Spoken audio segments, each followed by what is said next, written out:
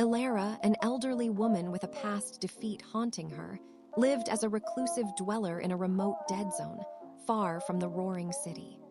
Her days were spent among nature, the earth her only companion, occasionally observing a distant flock. She was a renowned, if retired, musician, whose banjos now lay silent. One evening, a weird feeling gripped her enteric system as her doorbell chimed, an anomaly in the wilderness. She jumped from her bench, her heart racing.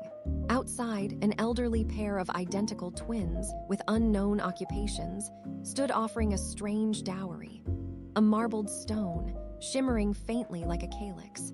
They had decided she was the only one who could understand its purpose, a baffling request that filled her with a thoughtful dread.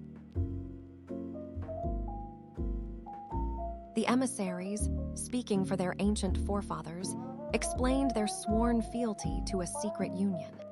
They believed the stone was the key to preventing a global nightmare.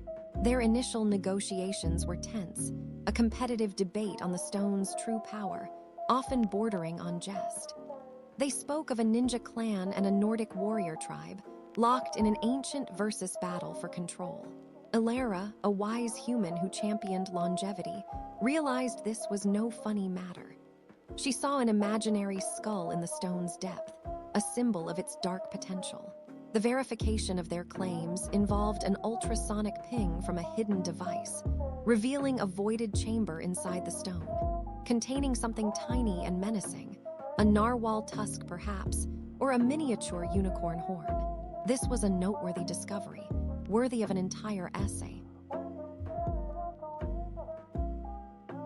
Before further negotiations could commence, a colossal cephalopod with eyes like lanterns levitated from the nearby chine, its broad tentacles creating a shadow that seemed to enlarge the entire valley. This was the true deity they spoke of, a wanton force.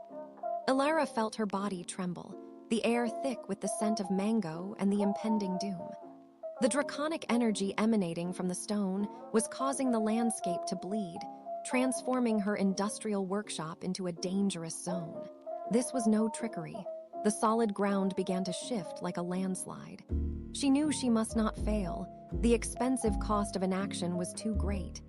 She had to teach this creature a lesson, despite the potential boredom of such a task for an ancient being. A single broad stroke with a crayon on the stone revealed a hidden symbol.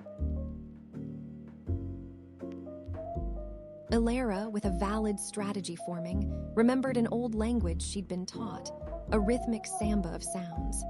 It was a lottery as to whether it would work. She focused, channeling the energy of a long-lost idol from a forgotten castle. The immense power made her tremble slightly, but she knew this was the key. As the chaotic energy subsided, the stone revealed its true nature, now as inert as a child's crayon.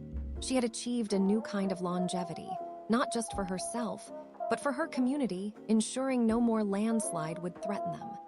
The threat had met its expiration, leaving a peaceful present.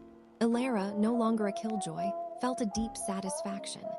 She imagined a celebratory barbecue on her porch, a quiet triumph for her inner daughter figure, her junior self finally at peace. Her work was finally done, leaving only a faint wafer of tension on her scalp. She felt as graceful as a manatee, having navigated the difficult waters.